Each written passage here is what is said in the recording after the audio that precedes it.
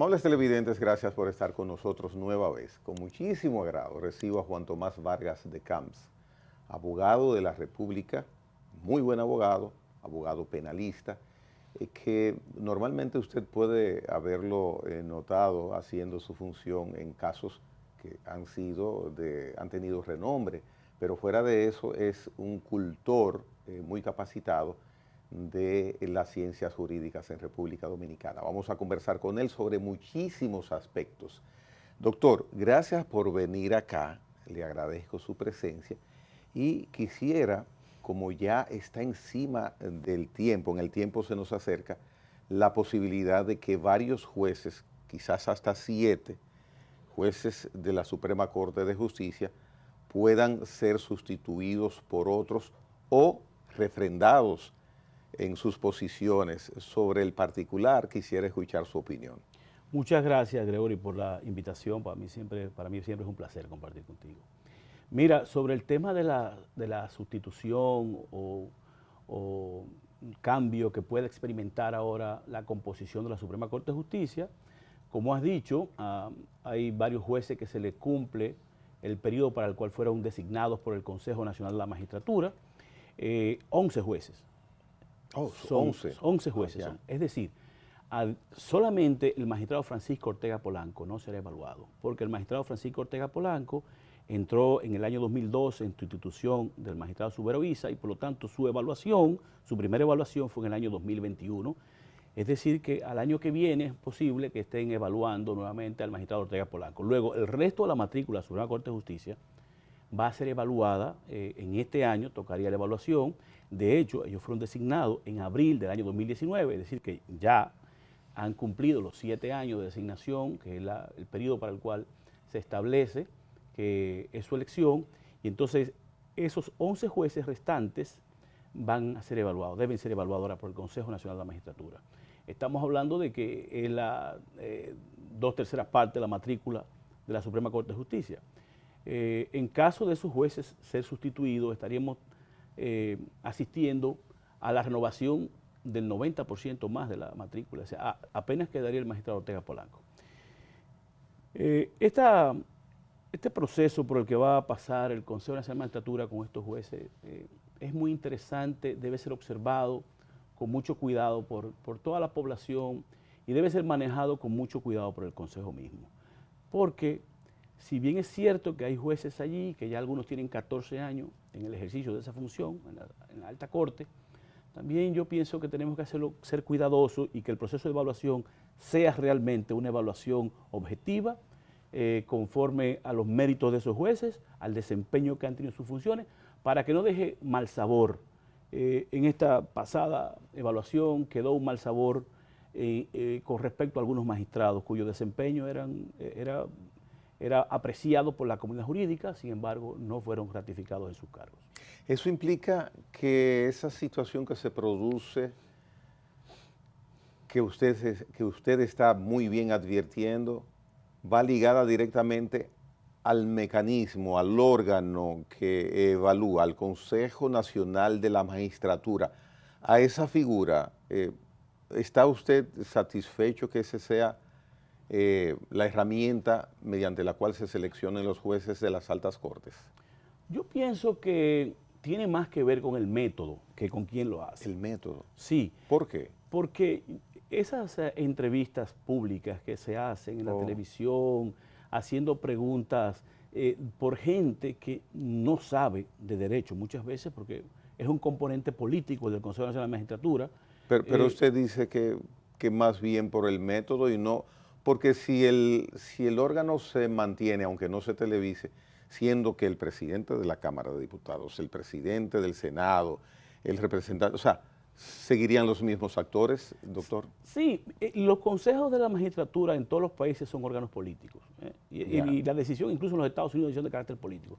Yo digo el método porque yo pienso que aunque sean esas personas las que al final tomen la decisión, el proceso de la selección debería estar normado por otras reglas y podrían ser asistidos esos miembros por personas que de verdad puedan orientar en torno a tomar una decisión. un tema es quién toma la decisión final y otro tema es cómo llegamos a esa decisión. Entonces, esos mismos actores podrían tomar la decisión, pero si yo tuviera un equipo de asesores que fueran abogados, que fueran juristas, profesores universitarios, que le encaminaran en un proceso que fuese más normado, es decir, en vez de dar una pregunta pública o dos preguntas públicas, que es de cualquier tema, que uno no sabe muchas veces si realmente todos asisten sin saber la respuesta. Eso también ha sido dicho. Gente muy capacitada, uno la ve allí, pero el abogado no necesariamente sabe de todos los temas. Claro. Si usted quiere un juez que va a ser bueno para la sala civil, ¿qué tiene ese juez que darle a usted una respuesta injundiosa para el tema constitucional o para el tema penal o para el tema de tierra? Usted anda buscando un juez que es un experto en materia civil. Entonces, si usted va a dirigir una pregunta a ese juez, entonces usted hace una pregunta dirigido al aspecto civil. Entonces, yo pienso que esas pruebas deberían ser por escritas, aunque fueran televisadas, ¿verdad? Pero deberían ser pruebas por escrita y que los jueces pudieran decir a qué sala aspirarían. Y en ese sentido, entonces, fueran preguntas que fueran dirigidas a la suficiencia y la capacidad de ese juez en esa sala. En esa materia, claro que sí. Otras entrevistas, además, no solamente una pregunta televisiva. Porque ahora lo que miramos y lo que se conoce es que de esa pregunta o esas preguntas, de ese examen, es que depende si pasa de curso, como en la escuela, que dependemos de un examen. Sí. Tú y yo tenemos amigos y personas capacitadísimas, pero tú la pones frente a una cámara de televisión y le haces una pregunta repentina y no tienen el mejor manejo. Entonces aquí vamos a depender mucho de la capacidad que tengan las personas para no sentir una presión en los medios de comunicación, frente a las cámaras, la capacidad que tenga de tener respuestas rápidas o el conocimiento que tenga de lo que le van a preguntar. Entonces, eso no es un proceso de selección científico. O sea, ningún lugar del mundo, ninguna universidad del mundo, ningún centro de reclutamiento de personal en el mundo basa su selección de una persona para ocupar un cargo en un par de preguntas que le hagan diferentes actores, muchas veces ni siquiera tienen que ver con un tema de carácter jurídico, otras veces tienen un alto componente de actualidad y entonces ese juez, por ejemplo, hemos visto ahí jueces que han fijado su posición en torno a temas que están en la palestra pública en ese momento y han tenido la reprimenda de miembros de ese consejo porque no están de acuerdo. Entonces yo pienso que debe ser un proceso de selección para el que deben asesorarse de expertos en reclutamiento de personal y que esa gente, la mejor manera de tú seleccionar a un juez es haciendo este examen escrito, este examen de capacidades, este examen de condiciones blandas, como hacen para seleccionar a los jueces. O sea, cuando usted aspira a ser juez, hacen pruebas que no solamente tienen que ver con el aspecto jurídico, sino también incluso con habilidades blandas, también tienen que ver con la honestidad, si usted es una persona honesta o no. Entonces hacen diferentes pruebas asistidos por psicólogos, por psiquiatras, por expertos en personal, también por su capacidad jurídica. Entonces yo pienso que ese proceso es un proceso atropellado, es un proceso que no muestra, no ilustra la capacidad, ni la honestidad, ni la idoneidad de un magistrado. Y yo creo que debemos trabajar sobre todo con el proceso. Si queremos dejar en manos de esas personas y que esas personas reciban el resultado de muchas pruebas, que ellos también tengan, como no, encuentros, y al final tomen una decisión fría y objetiva. ¿Hay otros abogados y en qué cantidad pensaría usted que puede haber en porcentajes de quienes se dedican, en este caso como usted, a lo penal, con el mismo criterio sobre el método de selección de los jueces de altas cortes por parte del Consejo de la Magistratura? Yo creo que muchos, inclusive muchos jueces piensan igual. Hay jueces que dicen, ¿para qué voy a ese concurso? ¿Para qué? En primer lugar, muchos no tienen fe en que realmente allí el resultado es el resultado que debería pasar en base a capacidad. Y vemos que hay gente que ha tenido ascensos meteóricos allí. Pero también ese mismo proceso es un proceso que expone mucho a esos jueces, gente muy capacitada, al ridículo, por una pregunta que no es parte de su ejercicio profesional o de su conocimiento. Volvíamos a decir, en esta carrera, el mundo del derecho ha crecido tanto que usted tiene que decidirse en qué usted va a ser un especialista. Entonces, si a usted le hacen una pregunta que no es parte de su expertise, puede ser que usted no tenga un desempeño frente a los que están allí o frente a la población que sea adecuado, pero puede ser que esa persona sea capacitadísima. Entonces nos estamos perdiendo de un excelente juez. Hay opinantes que en República Dominicana indican que tanto el Poder Legislativo como el Poder Judicial tienen cierto grado, mayor o menor, de supeditación al Poder Ejecutivo. Yo pienso que no es un secreto que en los regímenes presidencialistas como los nuestros, en estas democracias, que la nuestra es una democracia que va madurando, puedo decirlo así, es uno de los países pequeños con una democracia que está madurando, pero aún así, indudablemente, la selección de los jueces y el discurrir de todos los poderes tiene mucho que ver con quién tiene el liderazgo político principal en un país. Eso es innegable.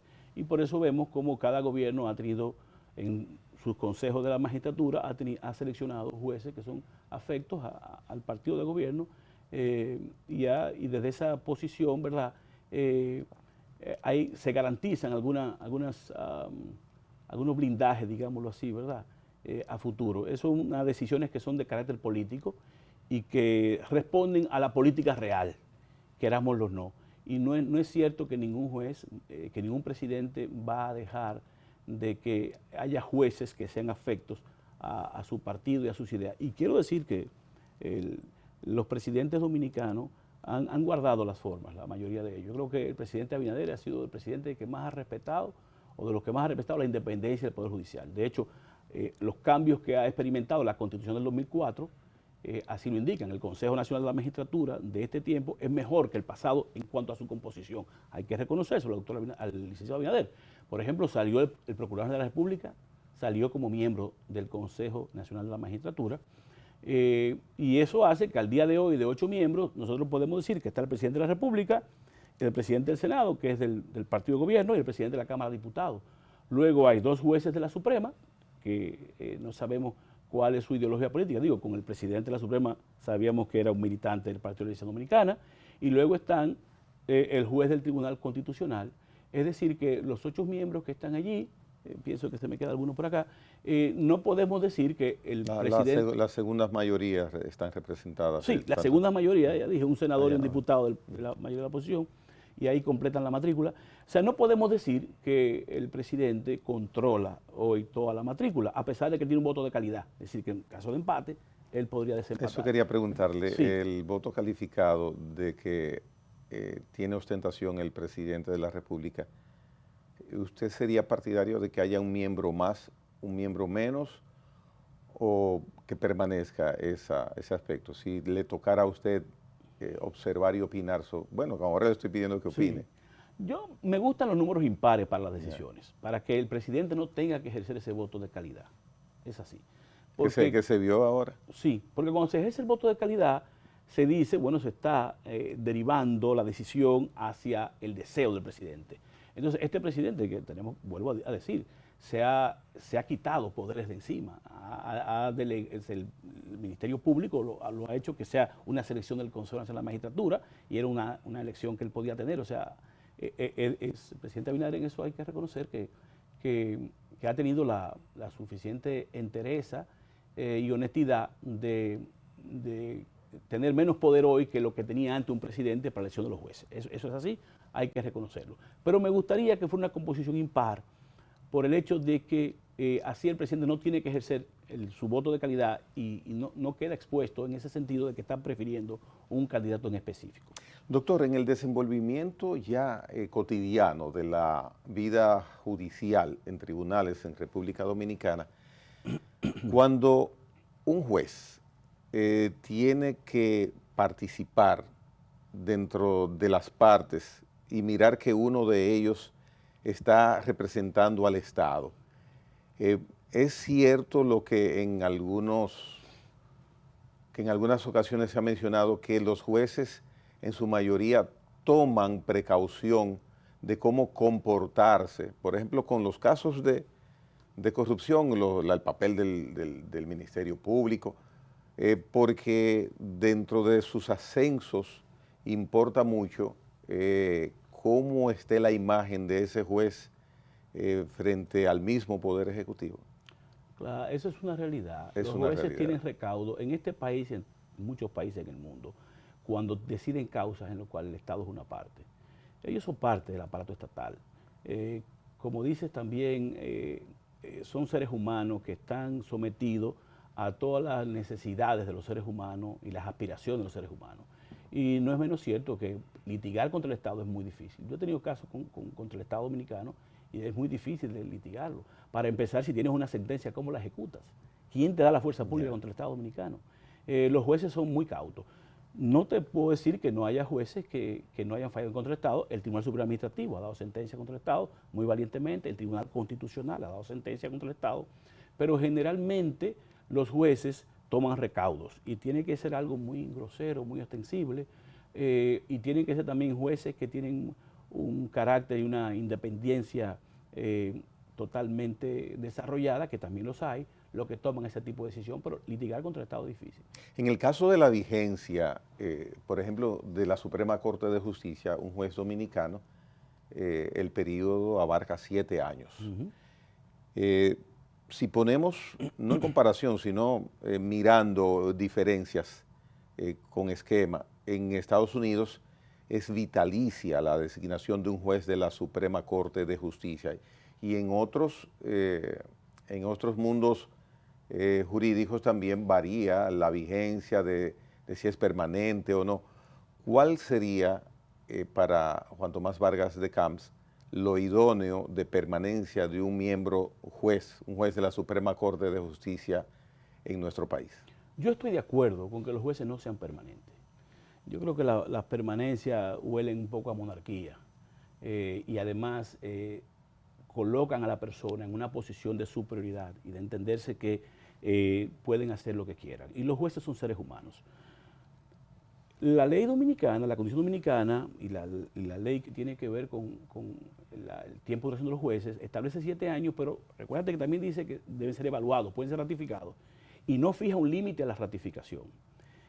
Solamente hay un límite que voy a comentar ahora que existe. Es decir, que el juez puede ser ratificado varias veces hasta llegar a los 75 años.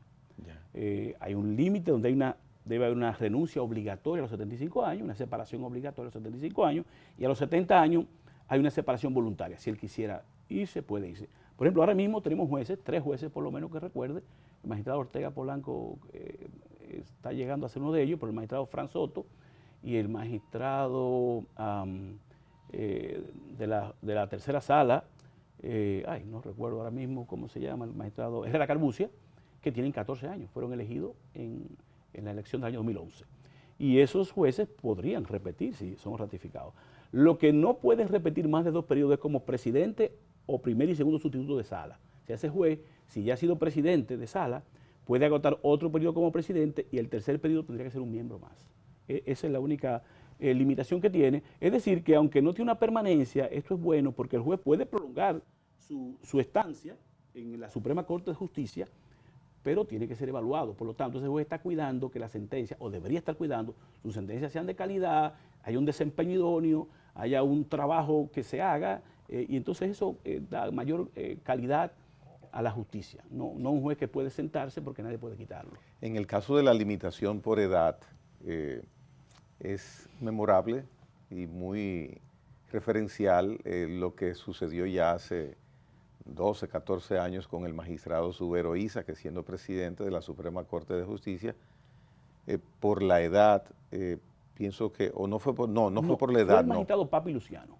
Ah, sí. Fue el magistrado Luciano, que ya por la edad no podía, él aspiraba también al Tribunal Constitucional y tuvo una gran confrontación ahí con el magistrado Milton Ray, que denunció públicamente que no podía. El magistrado Luciano era un hombre brillante, con muchas luces, pero llegó su edad y ya no podía repetir, y entonces, bueno, fue separado. Yo pienso que eso está bien, Gregory. Puede ser producir discriminatorio, pero ¿qué pasa? Que también tiene que haber una movilidad, porque hay jueces allí que están esperando, que están en la Corte 20 años, y que su única posibilidad de llegar a la Suprema Corte de Justicia es si alguno de esos jueces se retira. Yo decía ahora que este debe ser un proceso serio, el de evaluación. Y yo creo que deben quedar algunos jueces de eso, porque tienen juventud, tienen preparación. Pero también yo creo que tenemos que evaluar no solamente su desempeño, que debe hacerse bien. Yo no creo que la vez pasada, el año pasado, yo creo que hay jueces ahí que no debieron apartarse nunca. La magistrada Pilar Jiménez no debió apartarse. Era una magistrada muy trabajadora. Yo creo que producía muchas sentencias, pero además una mujer con una capacidad y con una seriedad a toda prueba. Ha habido también en el pasado otros casos. Pero yo creo que sí, que debe haber una renovación en algunos de esos jueces para que haya movilidad y para que algunos jueces que están hoy en corte puedan hacerlo. Por ejemplo, tuvimos ahora el caso del magistrado Edison Alarcón. El país está hoy teniendo un magistrado con unas condiciones profesionales de primer orden. No hubiera llegado Edison Alarcón si hay otros jueces que no salen. Y la magistrada Miguelina Ureña, ambos de la primera sala civil. Es decir, que yo estoy de acuerdo con eso. No me has preguntado, pero yo quiero dar mi opinión acerca de que tengamos jueces abogados que no son de carrera. Alguna gente dice, todos los jueces deben ser de carrera. Yo pienso que no. El que abogados en ejercicio y también profesores universitarios académicos formen parte de ese colegio, que es la Suprema Corte de Justicia, le da un enriquecimiento. Y esto sí, te digo porque esto es como... Hay la posibilidad, porque hay un porcentaje que es para los de carrera y luego hay otra posibilidad para los que no son de carrera. Claro que por lo menos se ha preservado constitucionalmente. Sí. Y eso debe preservarse. Hay gente que quiere eliminarlo, pero no. ¿Por qué esa cuota de abogados y de académicos? Mire, cuando usted entra a la Escuela Nacional de la Judicatura con 22 o 23 años, recién salido de la universidad, usted lo único que ha sido en su vida es juez. A usted le falta tener una visión más amplia del derecho, que la van a aportar en ese colegiado, la van a aportar el que viene del ejercicio profesional. ¿Qué pasa cuando tú solamente eres juez? Que tú tienes la visión del juez. Y con la visión del juez es muy difícil que tú hayas tenido contacto con cosas que son parte de la realidad del derecho. Por ejemplo, un juez que a los 23 entró a la Escuela Nacional de la Judicatura no entiende la necesidad que tienen muchas veces los abogados de explicar sus casos con detenimiento. Es un juez que lo que está viendo es que tiene 20 audiencias y tengo que terminar este rol. Sí. Es un juez que ejerce la policía de la audiencia muchas veces dictatorialmente, que no respeta las canas de los abogados que están allí, que le superan en tiempo de ejercicio y quizás en conocimiento por la época de lectura. Entonces, yo pienso que hace falta eso, hace falta que un profesional que venga de esta área diga, pero tampoco esos jueces han estado involucrados, muchos de ellos, en operaciones comerciales importantes. Muy cierto, es bastante oportuna esa opinión que usted da, doctor, y estoy seguro que muchos jueces, pero sobre todo muchos abogados van a estar en una gran mayoría de acuerdo con ese pronunciamiento. Hay una parte, ya vamos a la pausa, sin embargo, como estamos en el tema, usted especificaba la limitación de un juez en la Suprema Corte de Justicia permanecer en el cargo, la edad. Esa es ya cuando hay una edad crecida, una edad alta, 75 años. Sin embargo, hay unos jovencitos que han entrado a ser miembros de la Suprema Corte de Justicia. ¿Usted qué opinión tiene sobre esa juventud? No los de ahora, cualquier juventud que a edades cortas entre a ser miembro de la Suprema Corte de Justicia. Yo pienso que si cumple con los requisitos, de verdad, los requisitos son 12 años de ejercicio. Yo pienso que un profesional con más de 12 años de ejercicio que sea preparado, le aporta también dinamismo y juventud. O sea, un juez de la Suprema con menos de 40, usted lo ve con agrado. Pero no tengo problemas con eso, porque yo creo que allí lo que necesitamos es capacidad, idoneidad, honestidad, seriedad, la vitalidad de un hombre de 40 años. Si ese hombre se graduó a los 23 años en la universidad, tiene 17 años de ejercicio. Es decir, ya es un abogado que está maduro. Y si es un juez, ya ha recorrido juzgado de paz, primera instancia, a lo mejor está en corte. A mí eso no me preocupa. A mí lo que me preocupa es que hacemos ese joven de 38 años y hemos pasado por alto gente que tiene 50 años, que tiene la misma preparación pero mayor experiencia, y la experiencia de los años te permite tener unas capacidades para tú reconocer las máximas de la experiencia, reconocer cuando tú estás frente a un caso que es delicado, ser más prudente. Por ejemplo, los casos de imprudencia en el manejo de situaciones, generalmente no lo toman los jueces de cortes y jueces de primer grado, de Suprema Corte de Justicia, porque hay una experiencia, ya hay un olfato, ya hay un equivocarme, ya me equivoqué. Entonces, cuando vengo a otra posición, ya no puedo tomar las decisiones con esa impronta, a veces con esa irreflexión con que la puede tener un hombre joven. La posición de juez es una posición que da demasiado poder. Después de Dios, esta gente son la gente que tiene más poder. Entonces, cuando usted pone mucho poder en manos de la juventud, debe ser cuidadoso. Y es por eso que la Inspectoría del Poder Judicial debería hacer una labor más intensa en verificar. Yo creo que los inspectores deben ir a la audiencia, cómo se están manejando los jueces. Porque hay muchos jueces que están atropellando abogados y el colegio no sale en su defensa. ¿La supervisión de la inspectoría no está haciendo su papel? Yo pienso que debería ser más activa. No se nota, si lo está haciendo no se nota. Uno no ve sometimiento de jueces, uno no ve destitución de jueces, y yo creo que para nadie es un secreto que los jueces en este país no estamos viviendo la mejor época en ese sentido del comportamiento judicial. Usted continúa dando en el clavo, importante aseveración la que acaba de hacer. Juan Tomás Vargas de Camps, nuestro invitado del día de hoy, abogado, buen abogado de la República. En breve retornamos.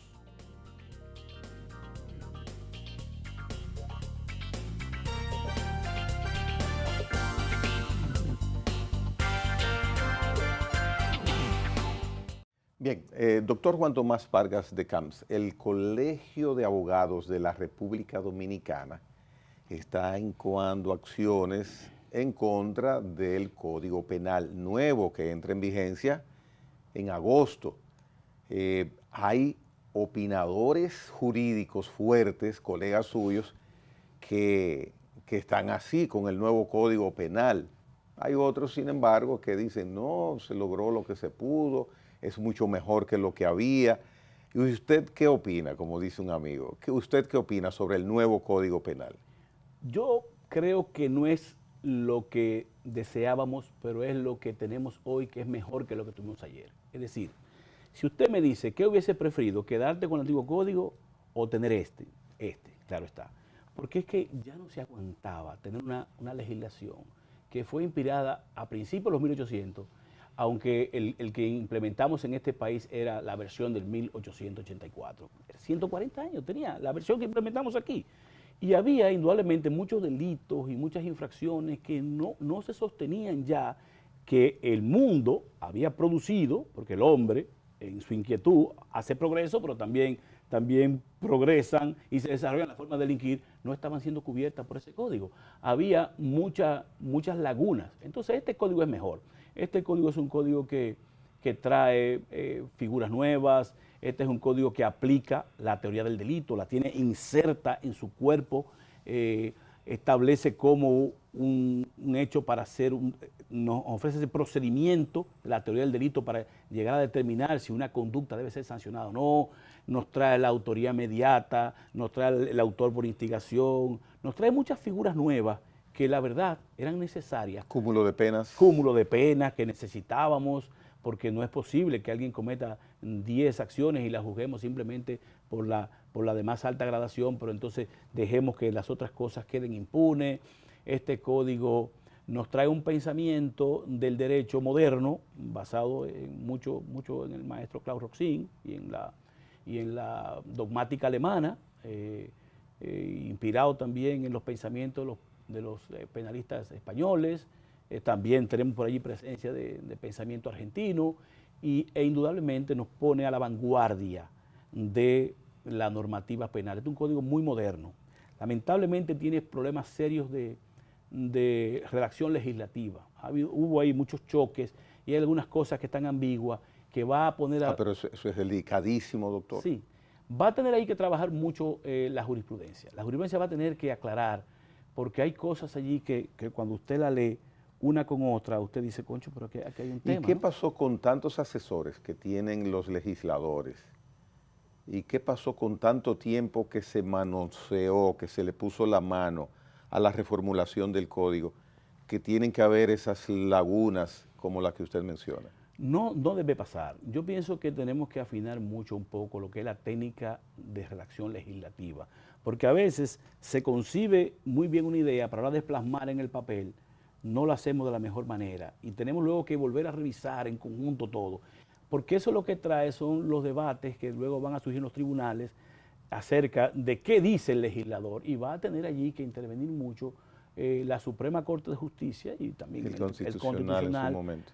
Fijando posiciones. Pero hay cosas muy interesantes. Por ejemplo, este código trae la responsabilidad penal de la persona moral, que era algo que no existía, y ahora eso va a obligar a las empresas, a las corporaciones, a que tengan que observar el debido cuidado, hacer la debida diligencia, para que no solamente ellos, sino todos los que les representan, los órganos que les representan, cumplan la ley, pero también que cumplan disposiciones de deber y de cuidado. O sea, no solamente la ley penal, sino disposiciones de deber y de cuidado.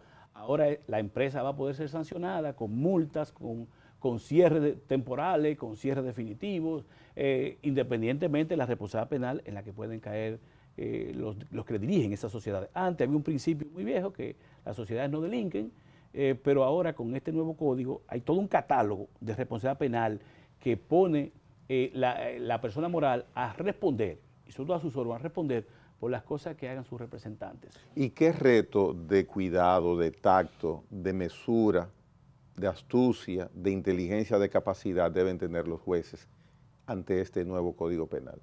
Lo primero, yo pienso que tienen que estudiarlo muy bien, y no solamente estudiar muy bien el código, sino también estudiar muy bien toda la dogmática que ha inspirado este código, para que entiendan cuál es el pensamiento que está dentro de cada figura.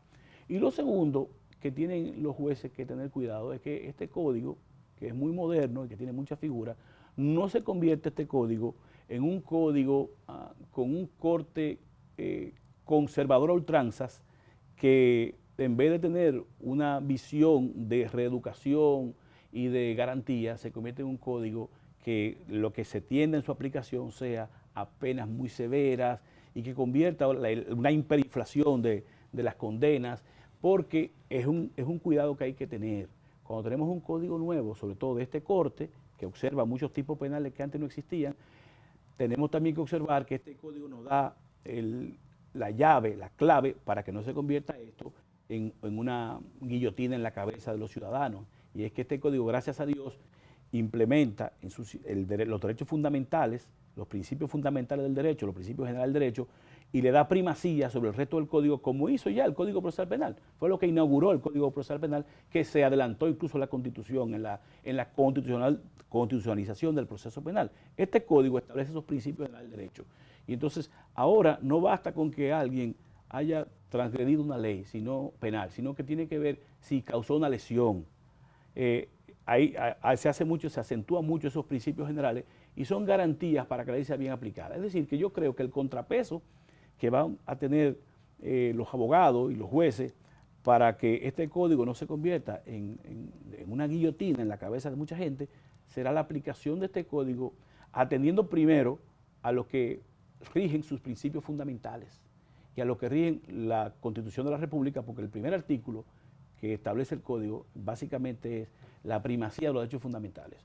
En el aspecto de violentar y no respetar los derechos fundamentales, ¿piensa que el código actual previó eso o usted piensa, como el mismo Colegio de Abogados de la República está diciendo, que se ponen en riesgo, que es muy endeble el respeto a algunos derechos fundamentales en este nuevo código? ¿Ha tenido usted la oportunidad de evaluar que se pudiera, partiendo del escrito que tiene el nuevo código, poner en entredicho el respeto a mis derechos fundamentales? Por ejemplo, yo te señalaba que hay todo un catálogo de responsabilidad penal de las personas morales, pero eso hay que ser muy fino porque eso puede colidir con el principio de la personalidad de la pena.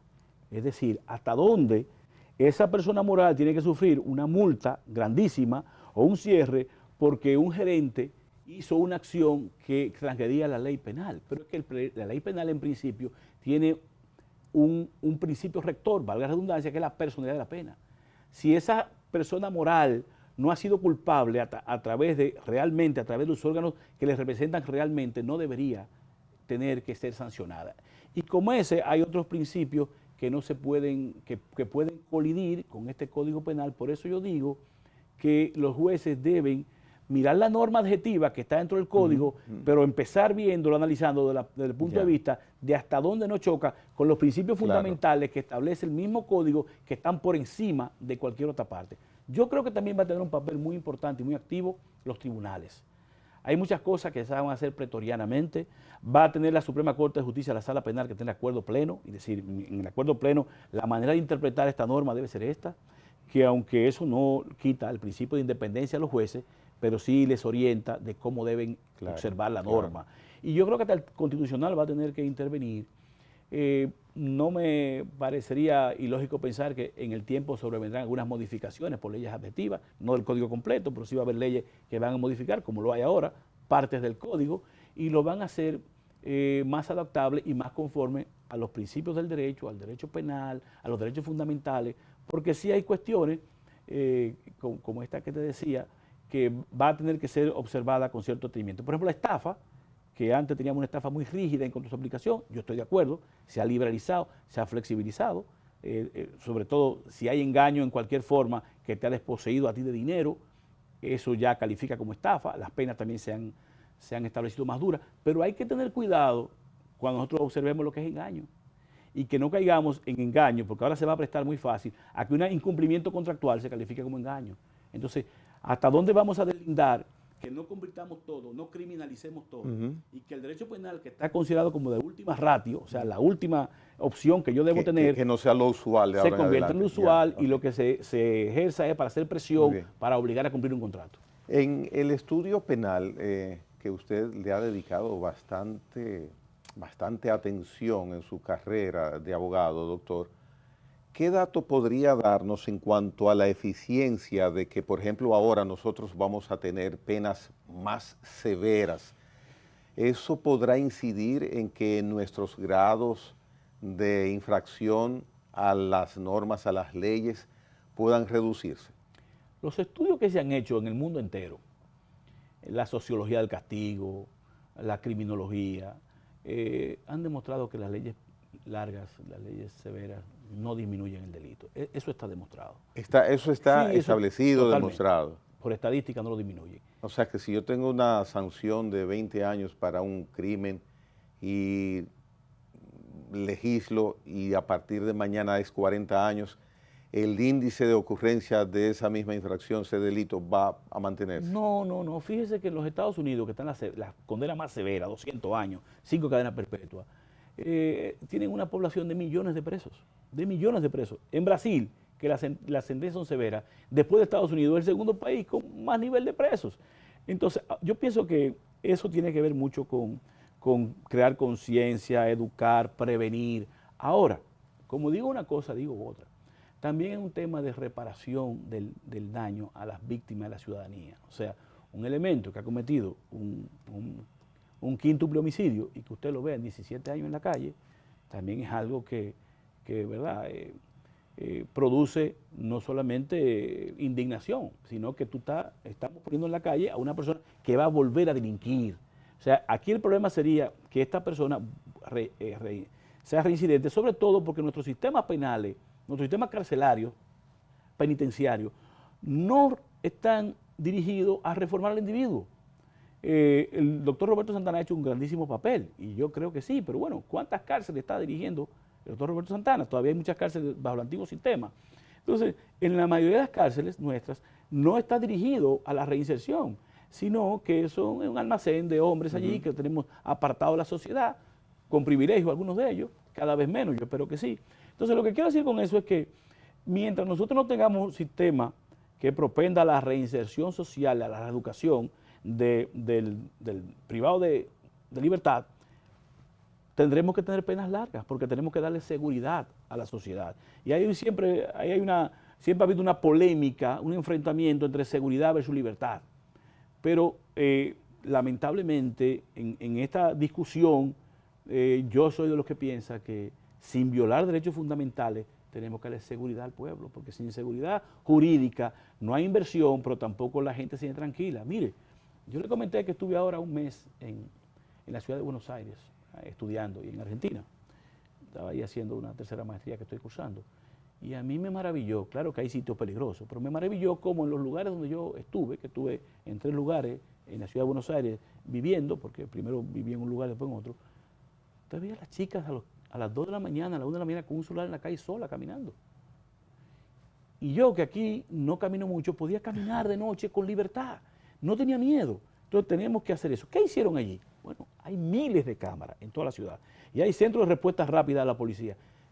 Cada ciertos kilómetros, usted se siente con tranquilidad, los delincuentes saben esa respuesta rápida y bueno, la criminalidad ha bajado mucho en Buenos Aires. Entonces, mientras no tengamos eso, vamos a tener cuestiones de una incidencia de la delincuencia. Aquí hay que controlar la delincuencia y hay que hacer algo, y usted no me lo ha preguntado, pero con el tránsito. No podemos seguir así viviendo como país. Y yo tengo mis sugerencias, ¿verdad?, para ese tema. No es el tema que traemos hoy, no voy a quitar tiempo en eso, pero hay que hacer algo como nación para controlar eso. Estoy totalmente de acuerdo con eso, doctor. Mire, no tiene que ver con derecho penal, pero con el conocimiento de las técnicas legales y el respeto a los derechos fundamentales, la preservación de los derechos fundamentales, que es pan suyo de cada día en su ejercicio profesional, le quisiera recabar su opinión sobre la decisión, por ley ya, de que a partir de las elecciones de 2028, las candidaturas independientes no podrán presentarse en la Junta Central Electoral como una opción para nosotros los electores. Si tiene alguna opinión al respecto. Claro, mire, el distinguido colega Alberto Fiallo sometió un recurso de constitucionalidad en relación con los artículos 156 y 157 de la ley 2023, que era la del régimen electoral y partidos políticos, pidiendo que esa ley, diciendo, básicamente, Alberto impugnaba esa ley y reclamaba la declaratoria de inconstitucionalidad por 4 puntos, me recuerdo 2 de ellos, que era el principio pro participación y también el derecho a elegir y ser elegido. Y lo fundamentó muy bien Alberto su recurso, y la Suprema Corte, a raíz de ese recurso, emitió una decisión que era una sentencia interpretativa aditiva, en la cual no solamente declaró la inconstitucionalidad de esos artículos, sino que también le dijo en su sentencia cómo debían ser interpretados y redactó el artículo. Eso es una de las posibilidades que tiene la Suprema Corte, el Tribunal Constitucional. Yo coincido en cuanto a que el derecho de elegir y ser elegido debe ser protegido y deben darse las más amplias posibilidades, eliminar formalismo para ese derecho. Ahora, entre el derecho a elegir y ser elegido, existe, como en todos los derechos fundamentales, no son absolutos, tienen sus limitaciones. ¿Y qué pasa? Cuando usted me dice a mí que yo puedo tener candidaturas independientes sin someterla a agrupaciones formales, sino con el solo hecho que es lo que dice la redacción nueva que le dio el Tribunal Constitucional, agrupaciones sociales y comunitarias, que es lo que dice, o sea que cualquier grupo, sin necesidad de ser una agrupación política, puede proponer a alguien y llevarlo, y ese grupo solamente tiene una dirección central, no tiene ni siquiera que tener presencia en el país, ni en una parte del país. Aquí hay un tema de aplicación de la ley, porque la organización de unas elecciones es un tema complejo. Claro. Y cuando usted dice que con el hecho de que son los requisitos que después dice el Constitucional, que se avance el nombre del candidato 75 días antes y que se señale cuál es la agrupación social y que ese señalamiento indique la dirección, es suficiente, eso está muy bien en el papel, porque los derechos fundamentales, está muy bien eso que se pone de la defensa de los derechos fundamentales en el papel. Pero ¿cómo vamos a llevar eso a la práctica? Imagínense que llegamos al tercer domingo del mes de mayo del año 2028 y se presentan 40 grupos, 76 días antes, que están proponiendo a Gregory, a Juan Tomás, para ser candidato a presidente. ¿Cómo hace la Junta para imprimir las boletas ahora con su cara, para tener que bregar con todo lo que sería una manera de incidentar ese proceso? Es muy complicado. Entonces, entre lo deseable y lo posible hay un trecho muy grande. Entonces, tenemos que tener cuidado cuando hacemos planteamientos, aunque sean derechos fundamentales. Por ejemplo, en nuestra Constitución, el derecho a la vivienda es un derecho fundamental. En España, el derecho a la vivienda forma parte de los principios rectores de la Constitución. Aquí lo colocamos como derecho fundamental. Cuando lo colocamos como derecho fundamental, podemos exigir el cumplimiento a través de un referimiento, de un amparo. Pero usted dice, yo tengo derecho a la vivienda, pero ¿cómo el Estado, con qué presupuesto el Estado le da vivienda a todo el dominicano? Entonces hay cosas que se colocan que luego son de imposible cumplimiento. Decir aquí que cualquiera se presente, ¿cuántos dominicanos pueden presentarse? Todo el que quiera. Pero ya las elecciones son una sábana de candidatos que de hecho hay un tema hasta de logística para colocar todas esas caritas en una boleta y para que el pueblo común y llano sepa cómo elegir, porque tiene tantas opciones. Y ahora nosotros agregamos que ni siquiera tienen que pasar por el sedazo, o sea, queremos de una agrupación política reconocida y que se puedan presentar. Aquí hay un tema de cumplimiento de esa decisión. Y yo ahí entiendo a la Junta Central cuando dice, es que no me pueden hacer eso, porque yo no podría manejar el proceso. No podemos hacer que un órgano que dirige las elecciones como la Junta, poner una carga que no pueda dirigirlo. Por supuesto, nadie está obligado a hacer lo imposible. Porque es muy fácil dar una decisión en ese sentido. Y quiero decir que respeto mucho a los jueces del Constitucional, todos son gente muy preparada, muy honestas y a que admiro mucho, amigos de varios de ellos. Pero yo estoy de acuerdo con el voto disidente que hizo la magistrada Armi Ferreras y también con el voto del magistrado Alejandro Vargas. Armi Ferreras establecía que ese poder que tiene el Tribunal Constitucional de dictar sentencias interpretativas aditivas debe ser hecho y debe ser observado con mucho cuidado, sobre todo para no interferir en las labores de otro poder del Estado. El poder del Estado que está mandado por la Constitución a la creación de las leyes es el poder legislativo.